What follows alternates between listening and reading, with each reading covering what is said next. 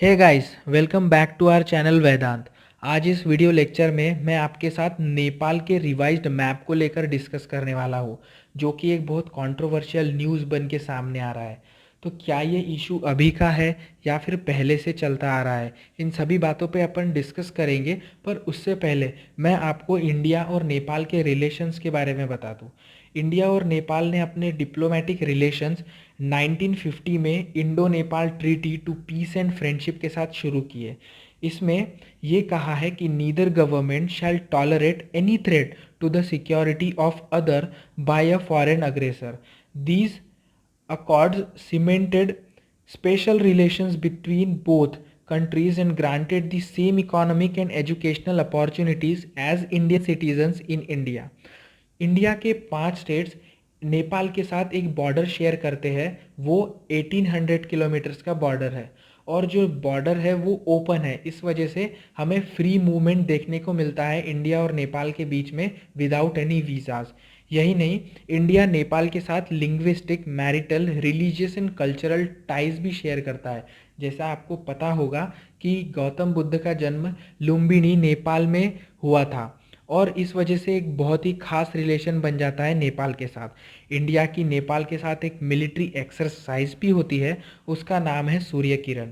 India और नेपाल के जो बायलैटरल ट्रेड की बात करें हम फिजिकल ईयर 2017-18 की, तो वो था 6.82 बिलियन US डॉलर। ये थी कुछ अच्छी बातें इंडिया और नेपाल के रिलेशंस की।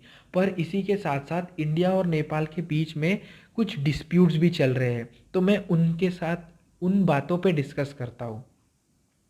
सबसे पहला डिस्प्यूट है, वो है काला पानी का। तो काला पानी एक 400 स्क्वायर किलोमीटर एरिया है ट्राई जंक्शन पे, इंडिया, नेपाल, चाइना के।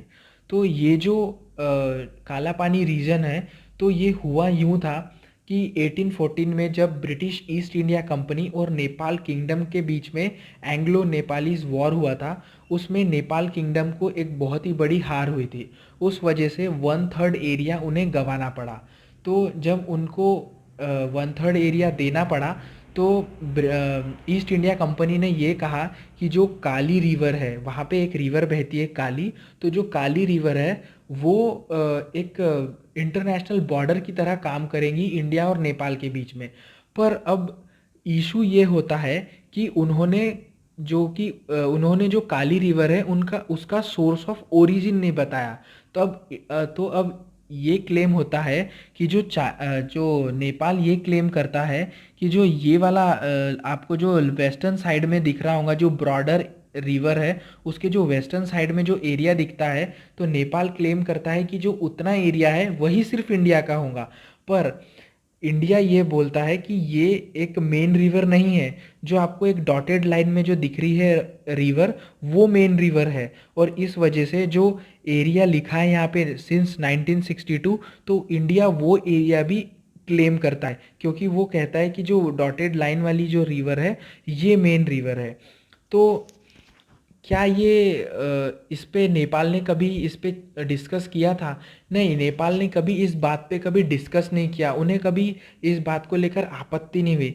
पर ये बात सही है कि जब 1962 में जब चाइना के साथ इंडिया का वॉर हुआ था, उस समय जो यहाँ पे जो काला पानी पे इंडिया ने कैंप बनाया था, उस वजह से वो जो कैंप था वो मतलब हाइट पे था। इस वजह से इंडिया को बहुत ही एक स्ट्रैटेजिक पोजीशन मिल गई थी चाइना के ऊपर।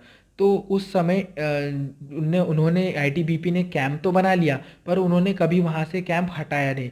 तो नेपाल को उनके सॉवरेनिटी पे थोड़ा सा डर लगा, इसलिए उन्होंने इस बात पे अभी इशू क्रिएट करना शुरू किया। तो ये तो था काला पानी का इशू। पर क्या हुआ था, 1860 में एक सुगौली करके ट्रीटी साइन हुई थी ब्रिटिश ईस्ट इंडिया कंपनी और नेपाल के बीच में। इसमें दो डिस्प्यूट सामने आते हैं। पहला तो है काला पानी का और दूसरा है सुस्ता का। तो अब मैं सुस्ता का डिस्प्यूट डिस्कस करूंगा। तो जो सुस्ता डिस्प्यूट है, वो सुस्ता एक विलेज है, 140 स्क्वायर किलोमीटर एरिया का एक विलेज है।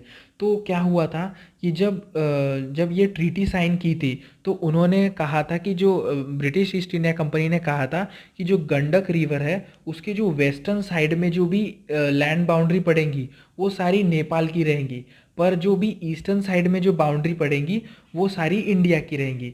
अब with the course of time जो क्या हुआ, जो गंडक रिवर है, उसने अपना कोर्स चेंज कर दिया, और उस वजह से जो सुस्ता विलेज था, वो अब इंडियन टेरिटरी में आता है।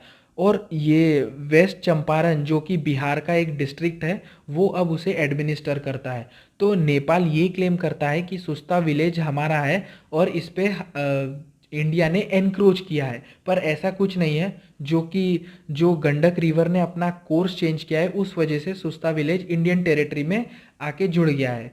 अब मैं आपको एक मदेसी करके डिस्प्यूट भी बता देता हूँ। तो 2015 में हुआ यूँ कि जो नेपाल का जो एक नया कॉन्स्टिट्यूशन आया, उस वजह से जो मदेसी ट्राइब थी वहाँ की, उनको उन्होंने पूरे तरह से साइडलाइन कर दिया था।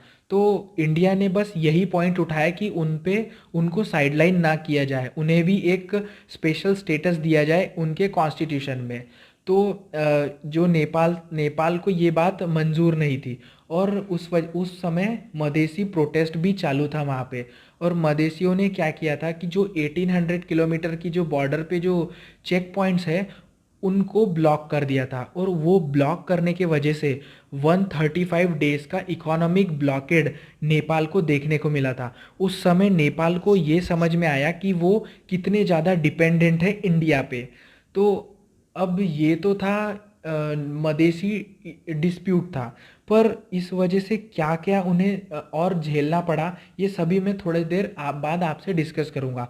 सबसे पहले मैं आपको ये बता दूँ, एक Bundi Gandaki hydro power project करके जो उनका एक हाइड्रो पावर प्रोजेक्ट है, उस पे भी एक इशू क्रिएट है।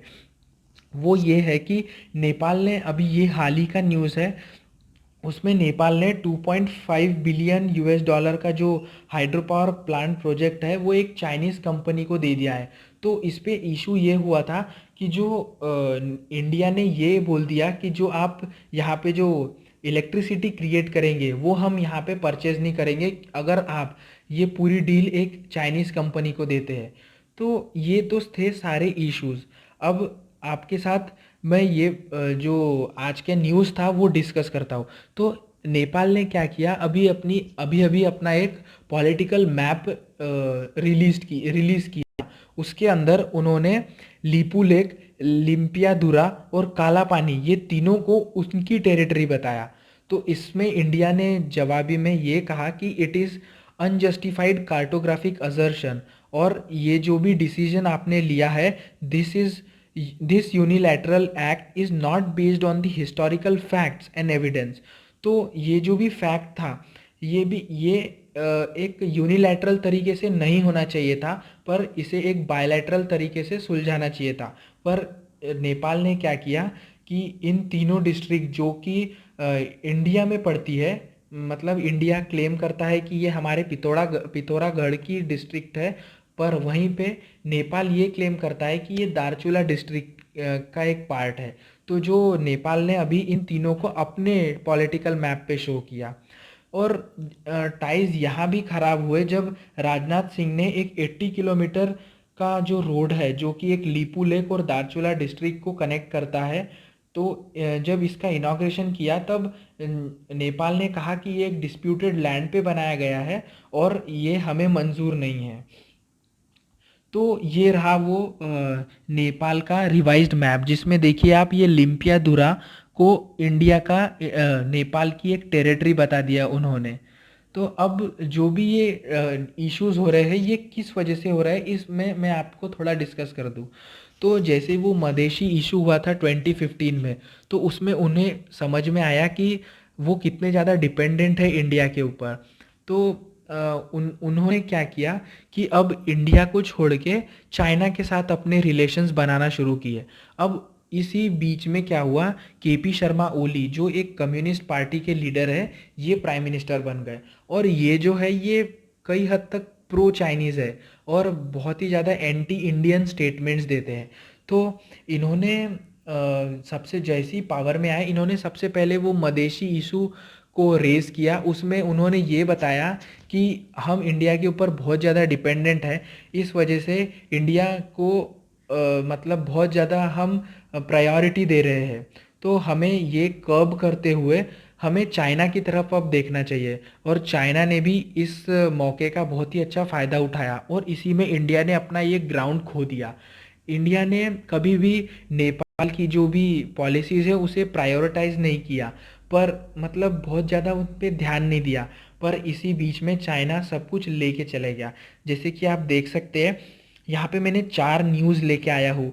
ये अलग-अलग आर्टिकल से मैंने इन्हें यहाँ पे लेके आया हूँ। जैसे इसमें पहले में लिखा है कि China to allow Nepal access to ports ending Indian monopoly on transit, China Nepal to build Tibet Kathmandu rail link, China Nepal to start technical works on cross border railways, Nepal China begin first ever joint military exercise in Kathmandu. तो China का जो भी हस्तक्षेप हो रहा है नेपाल में, वो बहुत ही ज़्यादा बढ़ता जा रहा है। इंटरफियरेंस बहुत होता हो रहा है चाइना का। इस वजह से केपी शर्मा ओली जो है वो बहुत ज़्यादा एंटी इंडियन स्टेटमेंट्स देने लग गए हैं। अभी अभी उन्होंने एक और एंटी इंडियन स्टेटमेंट दिया था। वो ये था कि corona virus coming from India more lethal than those from China Italy, says Nepal prime minister. तो ये भी उनके द्वारा दिए गए एक स्टेटमेंट है। तो इस वजह से इससे हमें ये पता चलता है कि इंडिया और नेपाल के जो हाल ही में रिलेशंस है वो उतने अच्छे नहीं हैं, पर ये हम अच्छी तरीके से सॉल्व कर सकते हैं by making a joint arrangement to solve these kinds of issues.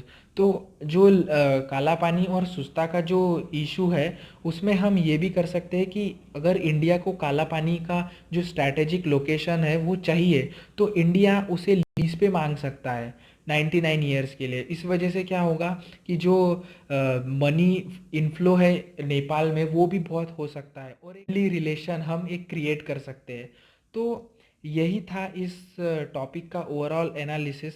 अगर आपको मेरा वर्क अच्छा लगा तो please appreciate it. Thank you and have a nice day.